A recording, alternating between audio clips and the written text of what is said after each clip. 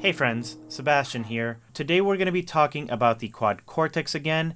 Specifically, this is part 2 of the first video that I did over here. That is the more common mistakes on the quad cortex. But today we're going to be talking tone, so you won't want to miss it. We are in cortex control here so you can see a little bit of what's happening on the quad cortex. Your first and only disclaimer is going to be I am using external pedals. These are just modulation pedals and obviously the drive pedals as well.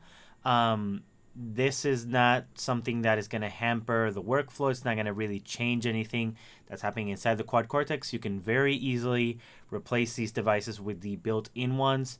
I'm doing it for different reasons to save up on DSP. The very first thing that I want to show you, same as with that intro song, you will see that there is nothing going on processing wise on the quad cortex. Completely dry.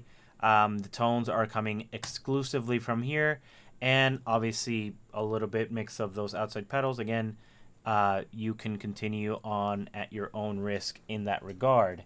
So in the beginning, obviously, God made the heavens and the earth, and then after that, shortly after, the quad cortex came onto the scene. And much like that, the first thing that I put is a transpose here in the beginning of my chain. This is just because usually I am also staying on the stage for the spoken word portion or the preaching, just so I can kind of have a little bit more flexibility in terms of tunings and things like that. It'll be there. It'll be like off. I only use it whenever I need it, so it won't like turn on with any of the scenes.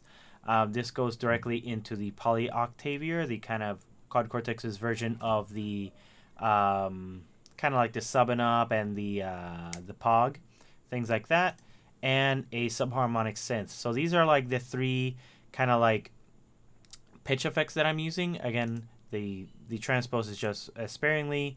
These two, I'll use them for when I want to add different textures. So if I were to turn them on right now, this is what they sound like.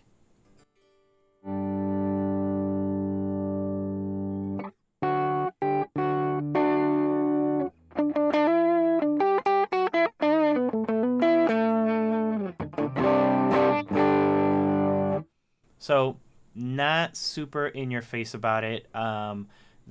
You can definitely hear that they're there, but it's not like crazy in your face. At least for the polyoctaver. Now, for the subharmonic synth, this is more me trying to get more a kind of texture going on. It's similar in the polyoctaver where you have the sub, but you have the sub and the low synth. It's kind of like a weird thing. This came into 3.1. It sounds great, and I use it for like if I'm going to do something like this.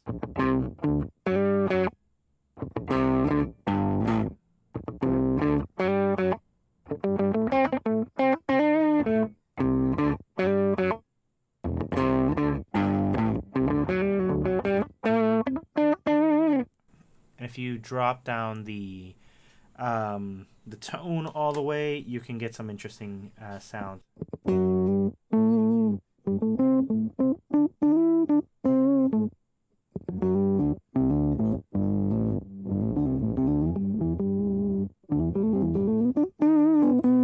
So that kind of like super bassy sound. In my case, I like to have the character at 100 just to have more character to it. Without it, it sounds good, just a little bit less. I think it's kind of like less distorted. 100%.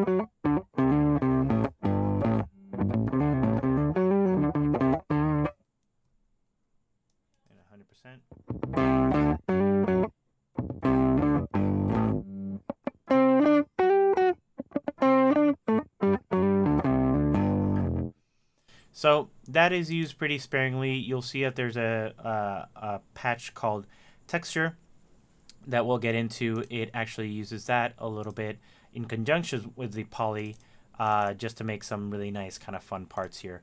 So starting off, the dry tone, it's very, very important that you nail a very good kind of like bass tone without anything in. I find it very useful to have a purely dry tone. Again, you know, in church we're used to using like a lot of reverbs and delays, but that can get really lost in the mix, and sometimes you really just need the guitar to cut through a little bit. For example, if you're like doing a more kind of like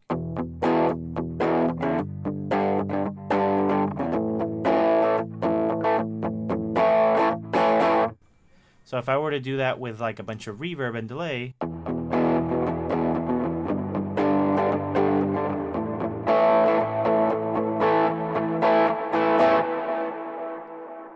it's not going to have nearly the same effect. So that's one thing that I always try to incorporate now. I didn't used to, and I do like now having like just the pure dry option. In my church, we do a lot of improv, and sometimes we'll do like, you know, those types of sections, like what I was doing in the beginning, just like. And if you have like a bunch of delays and reverbs, that just gets in the way. I am using a Morgan amp capture. If you download the preset below, it'll come with it. So you can have all of that there. Again, be mindful that there are external pedals, so you will have to add your own modulation and drive setting devices, whether they be from the Quad Cortex or from your own external ones. So once we kind of escape the dry kind of portion, we go into what I call a small. So all this is activating is a tape delay in stereo. Not a terribly high mix, pretty good amount of feedback. These are the settings. Most of them are just defaults. Again, if you download it down below, you won't have to worry about the settings, but they'll already be there. So that sounds like this.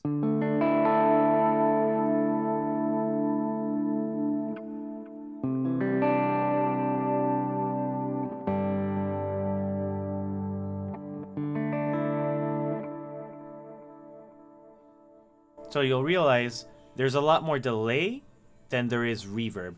And that is kind of the point of this particular portion of the patch. So we are trying to get a tone where we can still do a lot of chords if we needed to. So we can still...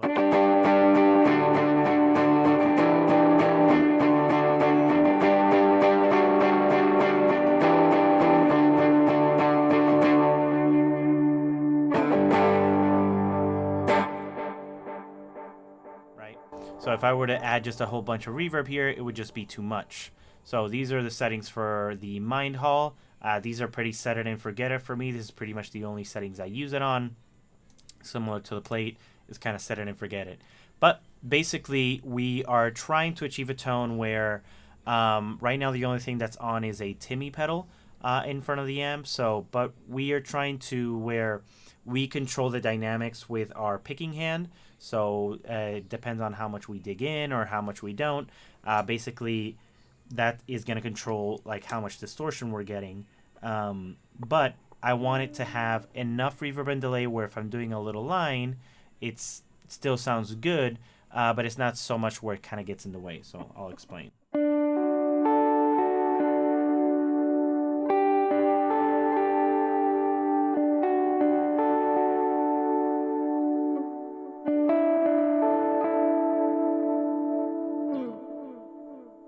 So there you have already enough reverb and delay where you're not going to get buried in the mix. There's still a lot of guitar in there because the mix of everything is still so low, but it'll give you a good kind of jumping off point. And you can even use that as a kind of quasi, kind of like small lead, ambient lead type thing.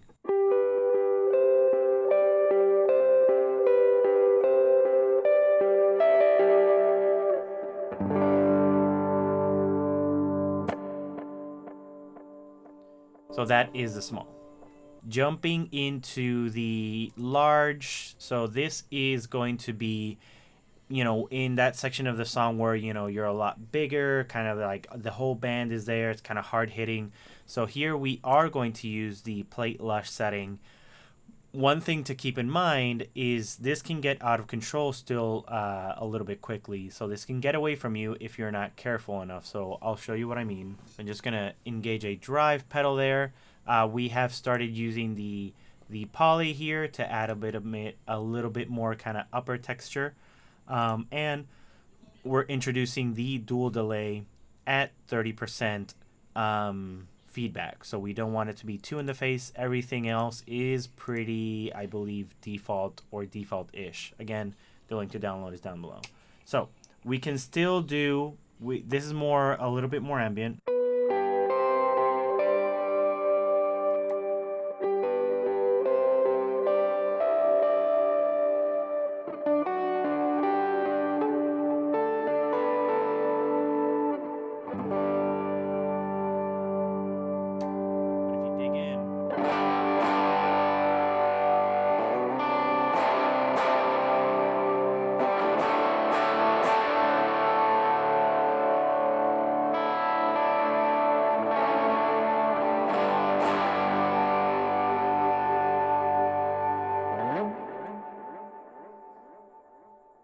See how that can still get pretty big. Has a good amount of reverb and delay, but it's not too much. It's not too overwhelming. So you can do things like the lead line.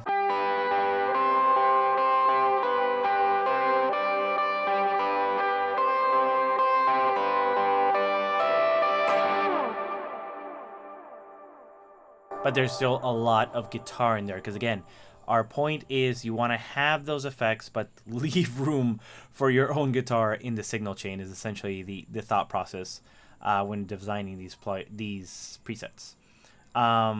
Usually with this, now we can start adding a little bit of modulation. So I'll give you an example of what that would sound like with a vibrato and a chorus. So I would probably use something like this.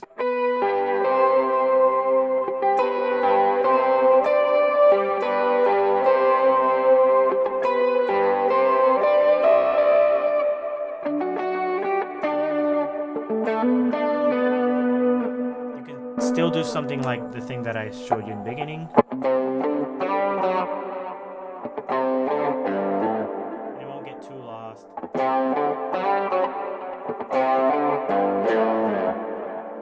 So that is a way where you can have even more texture in there. If I add a vibe, can't remember what the vibe is. It's not a vibrato, it's that other one with a V.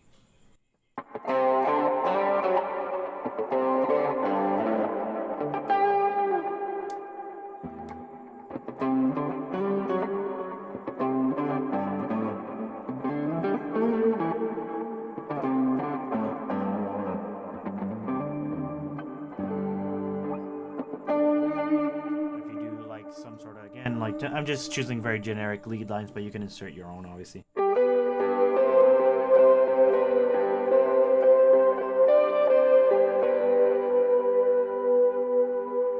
a little bit. It's very easy to clip in this one.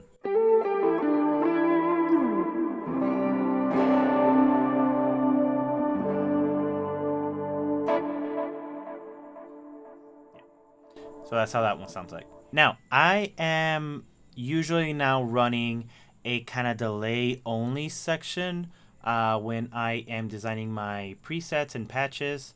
And this is because I've noticed increasingly that I'm having a lot more need of having just delay sometimes. Not all songs need it, but sometimes you'll have just kind of like this very specific like dotted eighth line and things like that. And I was noticing that even if I put like just a small amount of reverb, I would lose a lot of that percussive element to it. So I decided to just use the delays, and it honestly sounds great as is.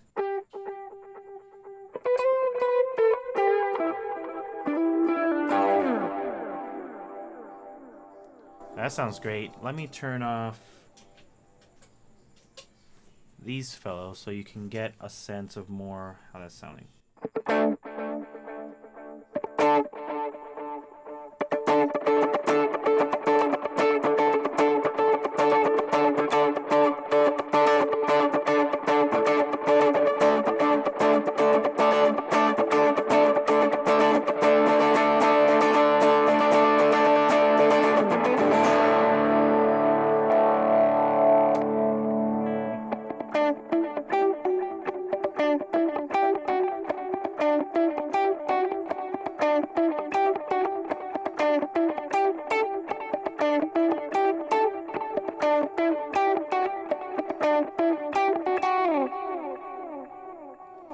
So the reason you would want something like this is because, again, if you play at a church, more than likely those are usually like very big open spaces. They'll have a lot of natural reverb in them unless you happen to play at a church where it's very acoustically treated.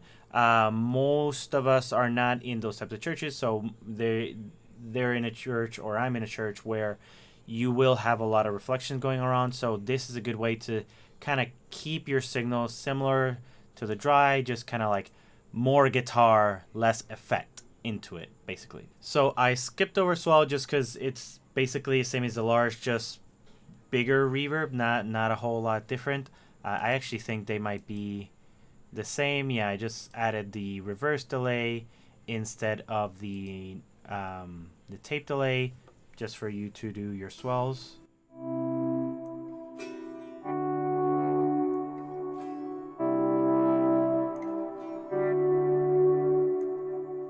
Yeah, so it's basically the same as the big. You can use either or. This is just a bit more specialized. I think I used to run this more because of when I had the drive section, but since the drive section is now outside, that just kind of stayed in there.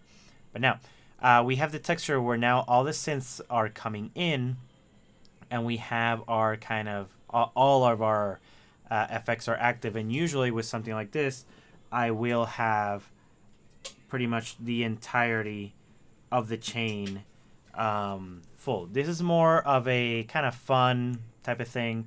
It's not meant to be really practical. It's going to probably sound a little all over the place, but it's just some way for you to add some, well, texture.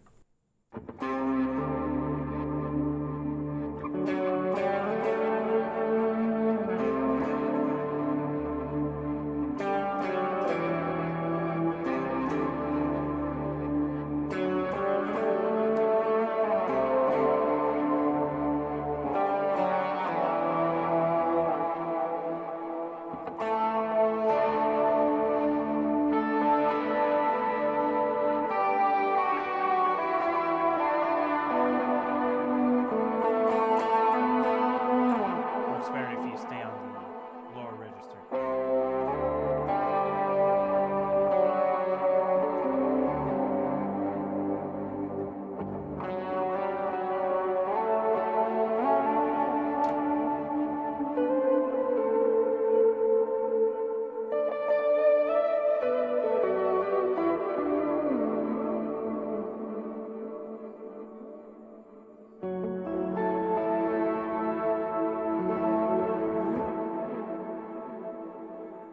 So something like that, you can really kind of go crazy with this. Again, if you add your own kind of modulations, I would suggest just kind of cranking them at that point, because again, we're trying to create more of a texture. We're not looking to be a guitar player essentially at this point. I'm very excited for them to add a couple of more of these synths. I know that there are a couple of them coming, so hopefully they will be able to add those soon. But you can really get really nice, interesting sounds with things like this. I'm just going to add a mini voicer here just to see what it does.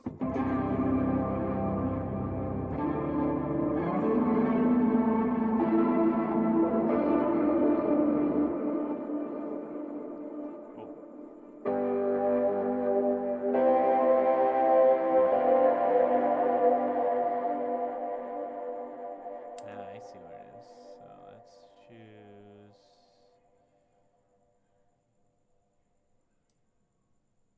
Let's do like a hard pan, see what that sounds like.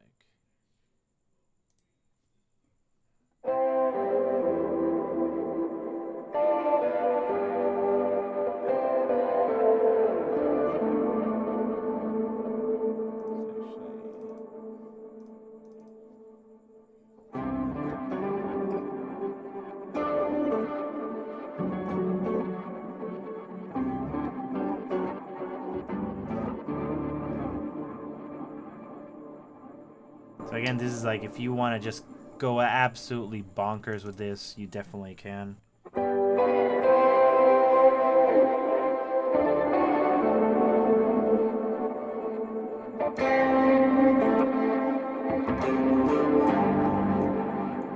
Yeah.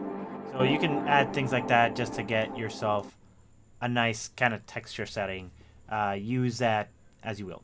Now we reach the end where we are at a portion that I put speak, because usually, like I mentioned, I am staying around for the spoken word section, and I'm kind of improvising and leaving kind of like some pad playing and things like that.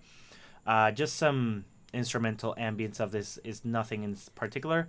And I was really figuring out a way like how to get a sound that is really, make my own pad type of thing. And I remembered that we have the freeze in the quad cortex, but let me show you something that I learned. So if we turn off all the modulation, just the guitar and just the regular kind of reverbs, it'll sound like this.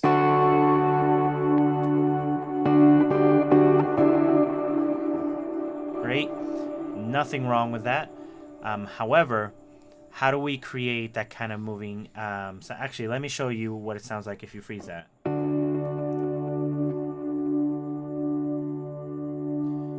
So it sounds great. The problem is that it's kind of like just this one note that'll get, frozen. And even if you're running it through the reverbs and everything, that makes it sound good. It's still going to be quite annoying. So what I figured out is if you feed the freeze something with movement, it'll make a more kind of convincing pad sound. So check this out.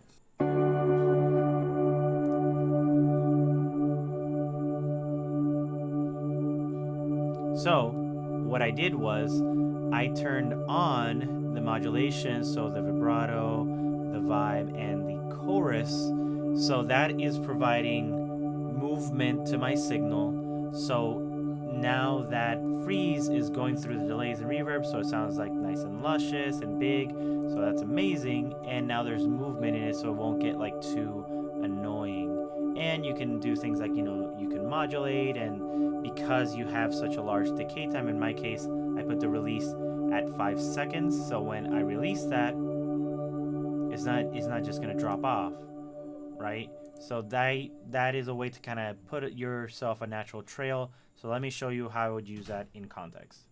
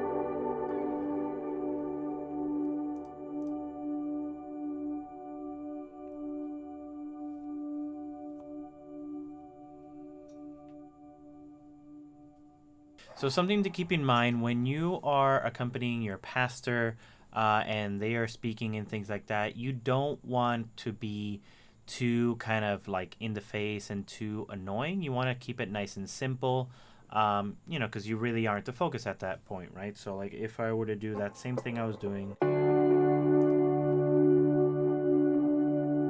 and turn on something like this Subharm on its synth.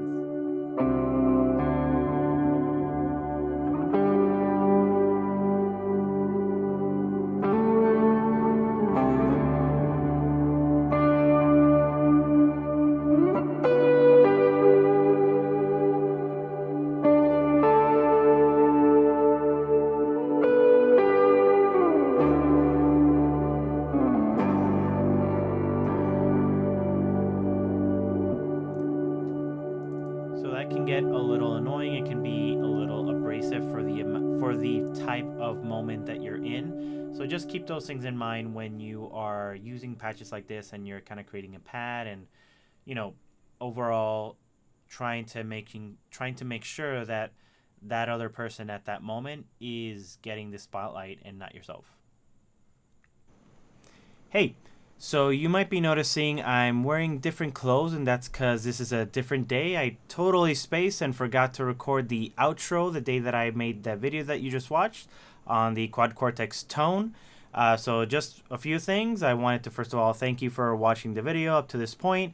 If you have any thoughts or comments, be sure to drop them down below. Leave a like, subscribe, all that good stuff. And don't forget that you can download that patch right down in the link below on the Neural DSP cloud. That's going to be it for me. See you next time.